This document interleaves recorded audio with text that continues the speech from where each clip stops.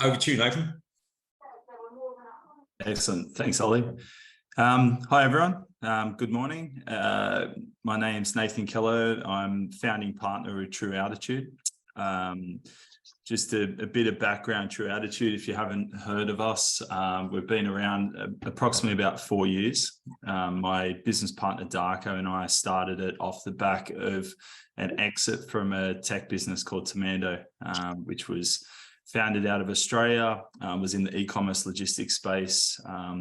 We were one of the first parties that were sort of controlling checkout experience, which is obviously prevalent now. But at the time in 2009, when the company was launched, that was somewhat novel, I guess. So we sort of went through that experience of working through that business, and we moved to an exit in 2017. True Altitude was born the following year in 2018, and we've pretty much the last 4 years operated like a family office, deploying cash, personal cash, obviously EIS, SEIS, but also off-balance sheet investments into a lot of businesses all across the world. Our business has currently got a portfolio around 42 companies, and those companies are anywhere from pre-revenue all the way up to a few of them are now raising at, say, Series B. A couple of exits, which is great, but primarily there's a lot of people still in the process of growing their business and seeing value. Our business is shifting. We are moving towards being a venture capital firm, and that is in the process of happening. I can't discuss it too much, obviously, with the regulations. However, by next year, our anticipation is that we'll have that fund launched, and our head office now, following a merger earlier this year, is out of Abu Dhabi, and my business partner Darko is now located in Dubai, and we're sort of servicing all across the world, but especially in Australia, GCC and Europe. Just a bit around our advisory business, what we do. So my team has spoken, I think in the last 3 months, has spoken of well in excess of 300 VCs. We're getting a feel, obviously, for the market and what's happening.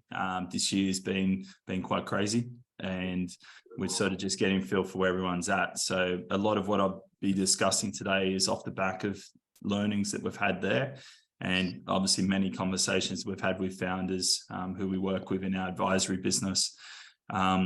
We are currently working probably around 40 to 45 companies in terms of raising capital, looking to assist with corporate development, and we're trying to sort of provide support to startups all the way from their concept all the way to when they're in their larger check sizes, which will be moving towards Series C and D with our check sizes next year.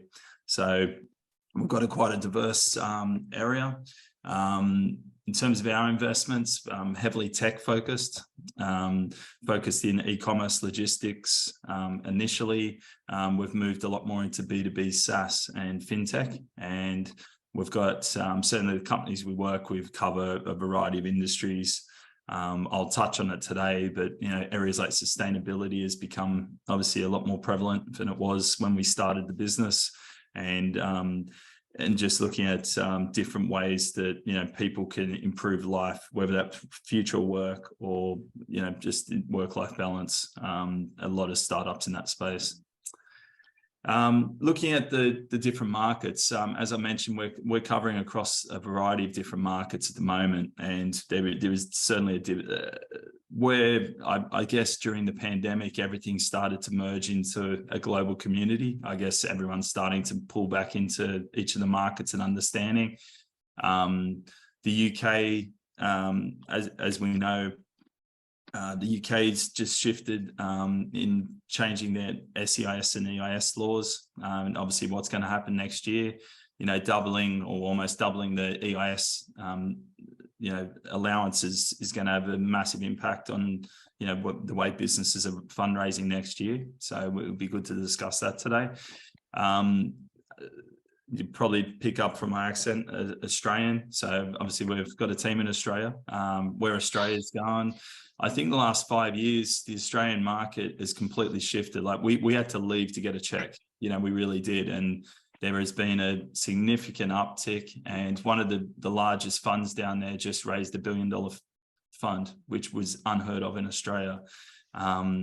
We're working, closely with them on a number of investments over the years, and to sort of see that type of money hit Australia is a point to note, certainly. And where UK businesses would focus, typically Australia is a small market, but if the checks are there, that might be different. The US, looking at the US market, we've spoken to a number of VCs in the last couple of months. They're buoyant. They're very positive around what's happening over there, contrary to what might be in the press.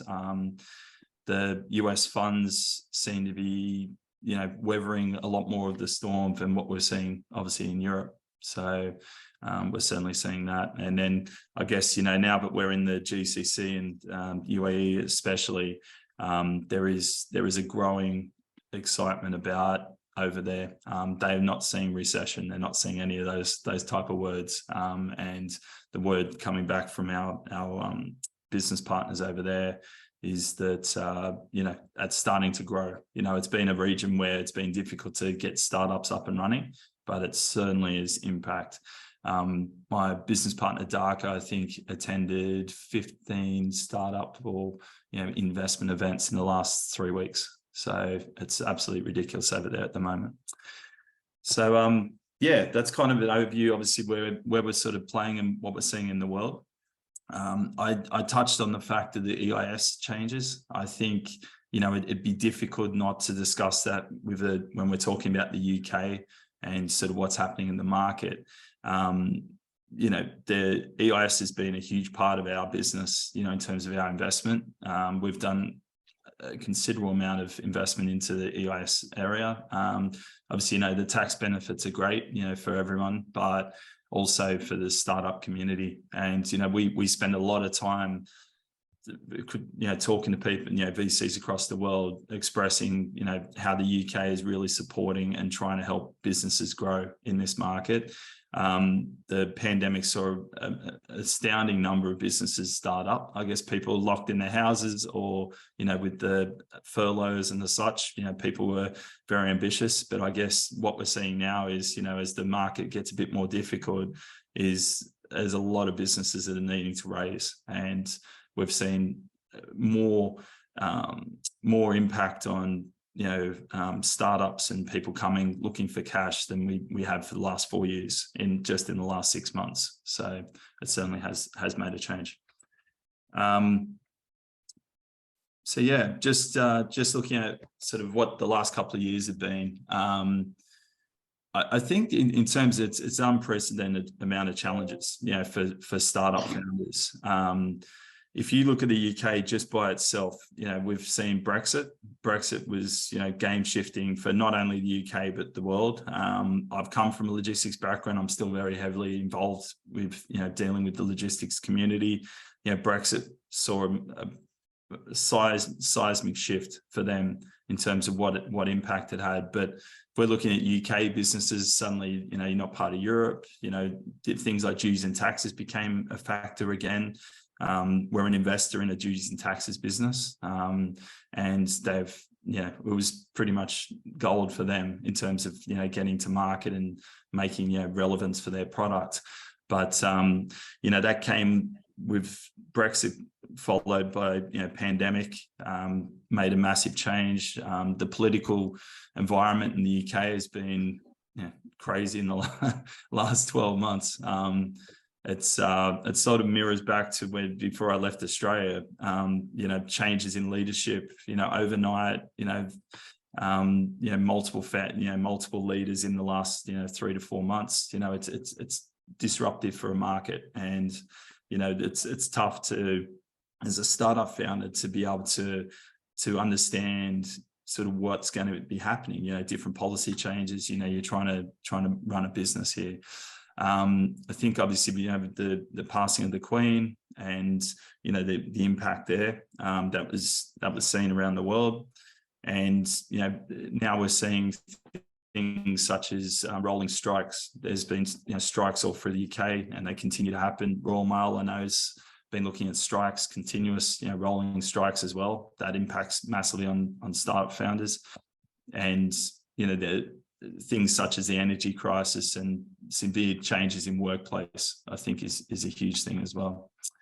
So if we're looking at, certainly as investors, you're trying to understand where the market's going to go and what you're going to do.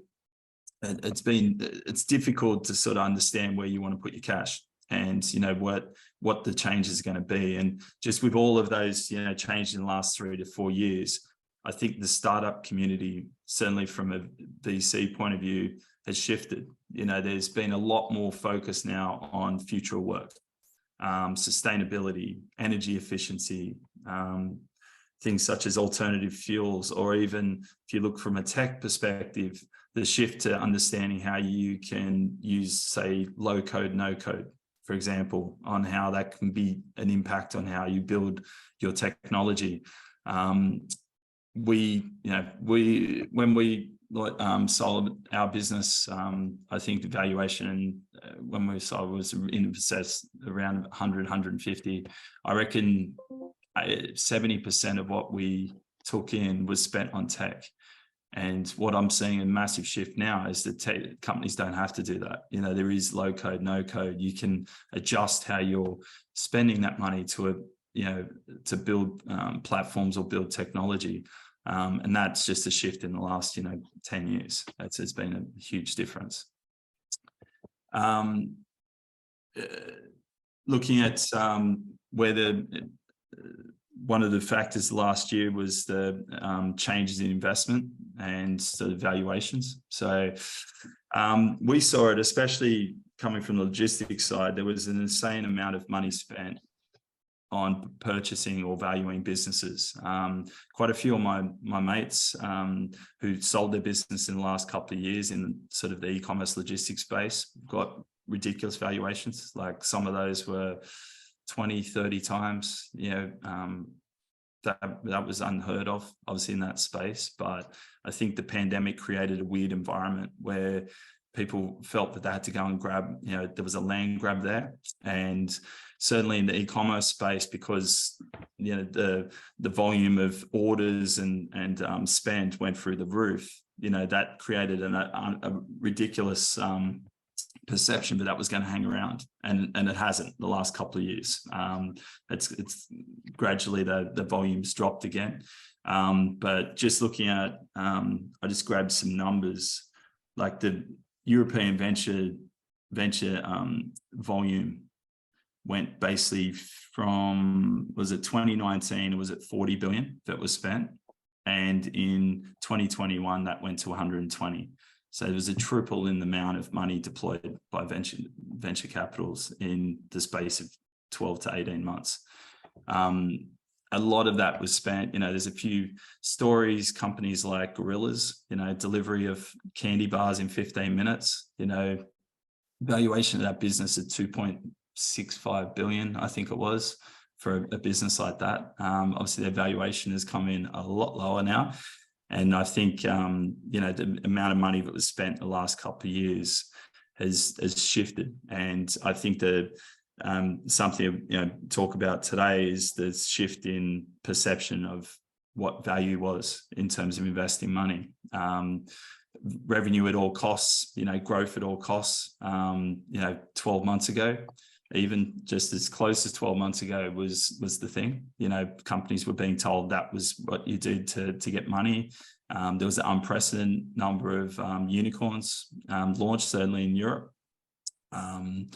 And I guess what has changed now is people are being asked, startup founders are being asked to produce revenue, and that should have always been there. And, Ollie and I were speaking about before is that, in smart, or I guess, sensible, conversation was you should always be pushing for growth and profitable growth, but that wasn't the case. That was, and I was sitting there listening to it as companies are being sold, for 20 times multiple of revenue with no EBITDA, and the chances of turning that business around and being profitable in the next couple of years after you've done that much is insane. Sorry, Matt. Sorry, just to interrupt. Matt's got a question for you. Yeah. Hi, Nathan. Hi, Matt. We're kind of in between pre-seed and seed. And when I did an angel round, classic, I want the biggest valuation I can get because that validates me as a founder, blah, blah, blah. As I've been running the business for the last year and a half, I've realized that, as you say, revenue is a hell of a lot more important, and having a strategy for growth and scalability and support of all of that stuff. But what I was curious with is, have you seen a lot of people who've gone for the higher valuation investments at the beginning, or even at say a seed as opposed to a pre-seed? Are you now seeing more down rounds because they just can't live up to the hype? Or is that, I'm just curious. No, great question. Yes, it's simply, I think anyone who raised at the start of last year, for example, and if you did those, because there were valuations being given, and, we were cautious, because we kind of saw what was happening, but a lot of people weren't. And it's a status thing, like you can't tell me there's 300 unicorns in Europe where there wasn't, 2 years ago. There wasn't, because the valuations dictated their status as a unicorn, right? And that was the badge of honor. Well, that changed, right? And, was it SoftBank, I think 17 billion loss in the first quarter, this year, different things like that. Like that was just ridiculous. And Tiger Global last year had this thing where every day they were doing an investment. The DD on that couldn't have been solid, to do that many as big as they are. So there was a push towards that. And even just this year, I think in February, we had one startup founder come to us. His business was great. It's a great business. It's very solid. It's sort of in the logistics e-commerce space. They were raising at say 27. They're now back raising at 9. So like the impact of that, why? Because it was buoyant, because their volumes were through the roof. It was the best thing ever. They should have taken the money at that stage. They didn't. And now you've got to go back. And I think the best thing at the moment is if you didn't raise, during that period, because you now have got a real valuation, and you can understand where your business is and you can make decisions based on that, which means you're not assuming that we'll just burn cash with the hope of raising again, because that's not the case. So I think, it's responsible, and, given we're about to, go down that path of launching, I think, it was a good time. I wouldn't have liked to have launched, 12 months ago and deployed all that cash into companies that are now not worth that much, because there is going to be a lot of down rounds, and it's going to hurt. It doesn't look good, but I think there's an understanding too that it doesn't mean it's a bad business. It's just realistic valuations. Another question coming from Peter, Nathan. How much interest do VCs have in R&D projects? I think certain VCs do. Like there's a couple that we deal with that are more in the deep tech and in sort of understanding a long-term play. I think they bounce between, like it really comes down to finding the right partner. When you're booking a VC, it's not about just the cash, it's a partner. They've got to add value to your business, because the number of startups that we talk to that are always telling me, oh, look, we've got to get these people off the cap table because they're just not helping, they're not doing anything, they're not giving value. I think ones that are going to support a research and understand have a longer term focus. Like VCs, a 7 to 10 year project for a VC. Now there's ones that are going to come in running, hoping to, cash out after 3 years on an investment. But there's others that are going to look to 7 to 10. And if you're certainly looking at research and all that, it is a longer term play. And I think, typically research startups have companies that, heavy into research are also buoyant because of grants, government funding, partnerships with people like Catapult, if anyone knows Catapult, companies like that have that support, which means the VC doesn't feel completely exposed. So, I think it just comes down to partnership. And I've got a few more questions here, Nathan. Thanks for this. Yeah. So a question here from Sam Simpson, and it's following on from Matt's question. Assume you guys invest via EIS, SEIS, so have no down rounds, anti-dilution protection. Yeah, well, yeah. Yeah, tough one. I think it's certainly when you're talking EIS and all that, a lot of the companies we're talking to, setting the valuations is difficult. It's when we look at the founders and that, we us personally, we really want to make sure the founders have a lot of equity in the business, as they get into the later rounds. So you kind of don't want the valuations to be too low when you're investing. I've seen it, and we advise startups as well, and I've seen some very onerous terms, which are really going to run down a founder's equity. And it's tough enough when you're a startup to run a business. It's even tougher when you feel like it's no longer your business. So protection on dilution and how you're going to sort of maintain your control of your business is a huge factor. And and certainly when we're talking to founders, we're very, very clear that you want to keep control of your business, and you want to make sure that you've got plenty of equity when you get to the later rounds. So that sort of covered there. Thanks, Nathan. One final question. This comes from Jim. I had a challenge on IP this week, and the facts I didn't have any. I have some solid USPs that really are unique. Is IP in a tech company essential for an investor? Well, yes. Yeah, you've got to, if you're investing into a business, I'll use an example that we get quite often. People will say, "Oh, can you have a look at investing?" And then they'll say, "Oh, can you sign an NDA before you look at our deck?" Or, we have a chat. And, simple, if I'm being blunt, is that if we have a chat or I look at your deck and I can copy what you've done, then why, we're not investing, as simple as that. I think what we're doing, we're in a unique position because we've got an in-house general counsel who was an IP lawyer. So, he can have a look at that and understand. But I think you need to have IP. Now, there's, when you're building a business, certainly a tech business, often you're outsourcing tech development, and that's pretty common.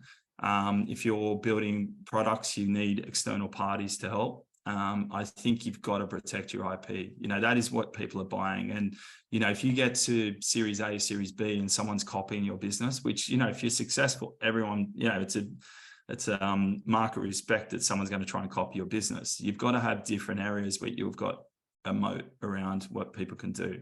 And you can't have the situation where you spend a lot of time and a lot of money and a lot of your life building a business just for someone to come in and replicate it, or to take what is your secret sauce. And I think, in terms of IP, I'd always advise that you lock that down very early. If you've got external parties building, that you make sure you maintain that IP. And we invest into a low code platform called Tangle, and they're doing builds, or people are using their technology all the time.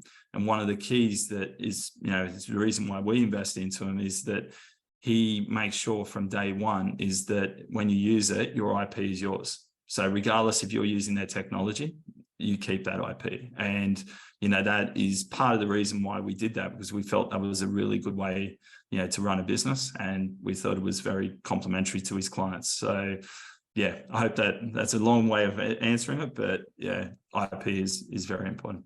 Thanks, Nathan. Matt's got his hand up again.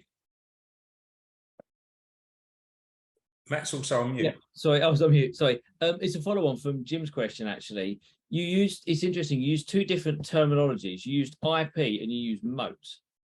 Yes. Now, with a lot of these businesses, not like a Glengarry, Glen Ross, where it's first slice, is everything, second prize is you've lost. It's more of a winner take most market, which means that a moat is different to IP. And if you take someone like Airbnb as an example, I could copy Airbnb's website pretty easily. You could point any tech at it and then run it.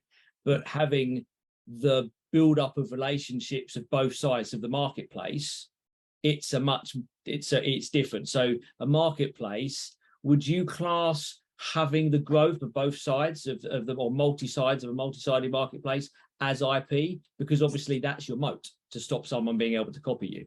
And I'm thinking that specifically with Jim's business, because Jim's IP isn't, and obviously you don't know what Jim does, but no, I don't, but it might help. Yeah. And obviously I can't put it as well as Jim, but yeah. Jim's business effectively does one of the biggest pieces. He plants trees with veterans. So he's got a network of veterans that plants it. There's lots of psychological and rehabilitation types advantages to it, but it's that network which is his USP rather than IP, but it's also his moat. Yeah. Yeah, no, exactly. Yeah, look, I do use those interchangeably, but there's IP that is going to allow you to do your business so that no one can stop you, because there's two, well, I guess there's a couple of levels to it, but one is you're running a business and you start it and you spend 5 years doing it, and someone comes in and, you know, starts restricting how you can do your business, which I have seen. You know, like a couple of years in, a new startup comes in, they're smart enough to jump on things and make it their own. And because of the ambiguity around the IP laws, you know, you can stop someone doing or growing their business or moving to the next stage or doing different things. And, you know, as startup founders, we're very, always very active in telling people what we're going to do. And sometimes we tell the wrong people and we do too much. I'll use an example in a second, but Jim, in your example, I guess, you know, you can't stop people from doing what you've done, you know, in terms of, you know, in terms of supporting veterans, in terms of, you know, tree planting, etc. But what you might have is some USPs that you really want to lock down. Like if there's something that's going to differentiate you from the market, that's the type of stuff you really want to, you know, make ensure that you're covered on, and that no one can replicate, because yeah, Airbnb, anyone can do that. And I guess because of the size of them and, you know, where they moved. But if you looked under the layer, there's probably a lot of things that people can't do, you know, that they're restricted on. I've never looked into Airbnb, but there's no way you can maintain market share as they have against people like Stay.com and all these without having a little bit of a moat, you know, and the moat has to be your USP. It can't be your whole business. You can't, you know, you can't stop people. It's anti-competitive at best, but what you can do is make sure that the thing that's going to keep you unique and make you, you know, exitable in the future, that's what you want to lock down, because that's what investors and certainly acquirers are going to want to know, because you're not going to spend $100-200 million just to have someone replicate it tomorrow. Thanks, Nathan. Yeah. Any more questions? Chaps, okay. We'll go back to what we were covering. And Nathan, I've got a question. Is there anything on the horizon for True Altitude at the moment? Sort of, have an impact or any sort of future things that our community would like to learn? Yeah, certainly. Well, yeah, certainly from our business point of view, as I said before, there's a few things I can't get into. I'd love to be talking about everything, but there's, you know, things that restrict me. But certainly from a True Attitude perspective, earlier this year we merged with a company investment firm out of Australia. That firm with us combined sort of gave us a global remit, but what it was to push towards launching a fund. So we've been through that process, and I guess, you know, from everyone on this call, I've been through every hat through here, you know, having been entrepreneur, failed business, you know, we had a CBD business that didn't get off the ground because of law changes. So I've been through it all. I guess one of the things that rang true was the lack of support that startups have, certainly from a funding perspective. Like, you're kind of on your own to go and raise money, but what we're doing as a business is our parent company now is the Entrepreneurs Group, and that company or that, you know, firm will be a global merchant bank. So what we're going to be able to do is support companies all the way from concept all the way to exit. and looking at different funding. So whether that be venture debt, asset finance, we're looking at equity raising, merchant bank services, the whole lot. So that's our goal, and that's what we're working towards, and we're getting very close to getting to there. But regulations are tough. But once that's done, I think that our focus is always wanting to be to support founders, and that will continue to be our focus in the next 10 to 20 years. Excellent. Thank you very much, Nathan. Any other? Gareth. Hey, folks. Hey, Nathan. Hey, man. Really great to hear from you this morning. Thanks so much. Just wondering, given that you're a co-founder of Detected and they're flying high at number 3 in the top 50 regtechs to watch this year, do you still have your equity? Yeah, I do. Look, these are the journeys. Are we actively working with Detected? No. Are we equity holders? Yes.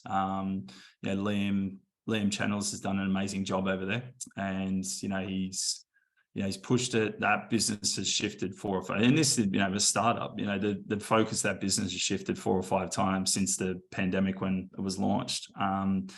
It seems to have found its niche, which is great. And it's certainly Detect as part of our portfolio. And we're proud, and I did read that today of this week around the RegTech. Numbers 3 out of 50 in RegTech is impressive. Given the environment. What I have seen, since that, I don't know if it was because of the pandemic. I think there was a lot of factors during the pandemic where suddenly there was a lot of shady businesses popping up, and PPE and all this sort of stuff. And as a result, there's been an influx of RegTech businesses that have popped up in the last couple of years. And I guess the shock to me at that time was the lack of RegTech businesses that were supporting certainly startups and early stage founders.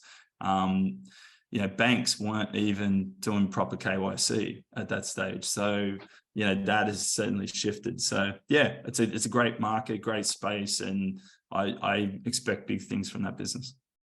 Thanks, Nathan. Yeah, likewise. Wishing you a happy exit when it comes. Yeah, well, I think everyone's always happy with an exit if they get there. But it'd be great. Phil? Thanks, Ollie. Hi, Nathan. Hi, Phil. I'd like your kind of view on how you make decisions about founders as opposed to their idea or their proposition. What is it you're looking for when you come to sort of say this guy or gal is exceptional?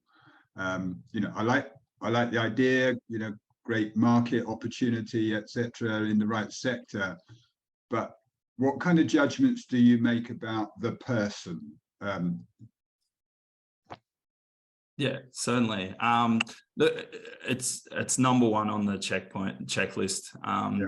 I think when you look at certainly an early stage startup, like everyone's got ideas. There is anyone you talk to, if they're working in corporate environment or in entrepreneur land, everyone has ideas all the time as for how they act on them and whether they're willing to act and whether they're willing to do it. A startup founder, I don't think people, when they go into being an entrepreneur initially, understand that you're giving up money, you're not going to earn, you're not going to do this. There's a lot of things that suddenly get thrown at you which you weren't expecting, and it is so much easier just to be working a corporate, to go and take a paycheck and take a job in most cases. I'm not saying everyone, but when I look at founders, that is a huge factor to me, because the chances are that business in the first 3 years will shift a number of times. When you start to understand, they've got to, founders need to, first, they've got to be intelligent. They've got to be resilient. These are all things, catch cries that people will say. But for mine, it's if I look at someone and realize when it gets bad, and it will get bad at some stage, very few startups go, through a golden path from start to finish. When it gets bad, what's their reaction going to be? Are they going to cut and run? Is it going to be too tough? When their business completely shifts to being something else, expertise for a founder, if someone's in a you know, someone's in a prop tech business and they've been in real estate for the last 10 years. That's great, you know, great knowledge. But when that business has to shift, do they have the capability to move? You know, and I've seen a lot of founders that are really good at starting businesses. And when it starts to grow into a proper business, you know, 50 plus people, it's not for them and they got to step away, and that's fine. Others don't accept that, you know, and it kills the business, you know, because they're not capable of doing it. So early stage founder, I really just look at their personality and I guess their willingness to walk through, you know, run through walls, you know, because that is what they're going to get, because it's tough. Like our business, we assist companies with fundraising at the moment. And I think I mentioned, you know, we've got like 40 some companies. And I say to my team that, you know, you're going to speak to 100 VCs and you will get 99 no's, and you've got to be resilient enough to take 99 no's, you know, and that's what a startup founder, you know, you've got a great idea. Like I saw an article where we're going back to Airbnb is, you know, 15 of the top VCs said this thing will never work. You'll never make it. It's not a real business. You know, people see what they see. And, you know, as a founder, you've got to be resilient. So that's the top trait. Yeah. Okay. Thanks very much, Nathan. Well said, Nathan. Thanks for the question, Phil. It's very good. One thing to add, I think, as well for founders at the moment is we're getting a lot of interest from founders who are unsettled by what's going on in the wider political and economic world. And I think groups like these are important, where founders can come in, talk, get support from each other, and have access to people like you, Nathan. And it's always been our goal to try and break down the barriers, if you like, between the investment community and founders, because we speak to hundreds of founders each and every month. And that's something that always comes up in conversation, you know, that do my investors understand me, or do they, you know, what do we do when we're talking to potential investors? So I think it's always important that we have these types of calls where you can come on, talk about what's important to you. And obviously we try and build a consensus and a bridge. And that's one of our goals. But thank you very much, Nathan. Any additional questions? Ant? Yeah. Morning, Nathan. Thank you very much. It's really interesting. This is more of like a personal question. So I have my own chocolate business, but on the side, I also kind of contract like 4 days a week as like a data analyst. So I'm always using that money that I contract to basically keep myself going and keep the business running. When you were talking about how busy it is with everyone kind of applying for like funding and trying to raise funding, do you think I should, in this case for me, kind of wait for like the 6 to 12 months to let everyone who's kind of at the moment, like when it's peak demand, let that all kind of go through and then kind of raise, say, June, July onwards kind of next year? Just a question to that. And are you SEIS? Yeah, I need to sort that out, but that would be the... Okay. Yeah, well, that's a fact. Obviously, EIS, because of the timings of the year, obviously, you know, you're coming up to that first quarter is when everyone deploys cash. So I guess an early stage business like yours, if you're looking for that type of SEIS, EIS, you probably want to sort of get in the market now. But yeah, look, like, it's hard to tell. Like no one, you know, if you look at it, no one knew what was going to happen here. They should have, but no one did, right? Apparently. So no one knew that it was going to get tougher. And if that was the case, no one would have deployed billions and billions of dollars into the market last year at ridiculous valuations, but that happened. The nature of a VC, or, you know, certainly VC model, is you have to deploy cash to get paid. And that's what people don't understand. So when people are going, oh, VCs aren't going to spend money, they've got to deploy money. Otherwise, you don't get paid as a VC. It's not your cash. You've taken the cash from LPs. So that is what you get paid your management fee. The issue has been this year is people haven't wanted to deploy because they didn't know what the valuation sit. So you didn't want to invest in a business at 100 mil that tomorrow is worth 50, right? Because they've got to get a return. So So everyone's sat on cash. Everyone's talking about this dry powder for next year where, all these VCs got money. They're right. As to how that plays out, I don't know. I haven't seen it before, in terms of what's about to happen. So there could be an influx of cash, and we could go back to what it was last year where there's just cash being thrown at everything. But the reality is probably not, so if you're looking at early stage funding, you're not hitting VCs. So don't listen to any of that, that conversation. EIS funds, family offices and that are still deploying cash. They're still doing it. We're dealing with a lot of them that are doing it at the moment. Your chocolate business, without understanding, you're probably in a different type, because you're going to need probably some angels or some high net worths to be able to invest into that business. High net worths are probably going to be a bit wary at the moment, but it's about building relationships. So even if the thing is, as a startup founder, you're always raising money, even when you're not, right? Every conversation's about the potential of getting a check from someone. If it isn't, then you're not doing yourself a service. So I would be spending a lot of time now going to events. There's a stack of startup events. There's a stack of pitch days, and just talking to people. I was a judge at an event recently where the guy sitting next to me in the crowd invested into 3 of the 4. Off the stage, off a pitch event. So, and that guy's high net worth. He has a VC, but this was his own personal cash. So there's an example. It's a conversations, mate. So I would be in the market right now, because who knows what happens in Q1. Yeah. Great. Thank you. Thanks, Nathan. Sam, I've got one last question for you now. You're on mute, Sam. All right, got it. Super. Hi, Nathan. Good morning, everyone. I have a quick question around the stage where we're at. We've been bootstrapped, and we've been growing okay, steadily, like 10% to 20% month on month. But we have, seen some slowdown. I don't know, because the market, or could be any other reasons. So what I'm looking at is like advice from you, whether when things are slowing down, is it the sort of right time to go and raise? Or should we basically accelerate the growth and then start considering the raising funds, because we see the trends for last 2 months being little declining. So we just want to see.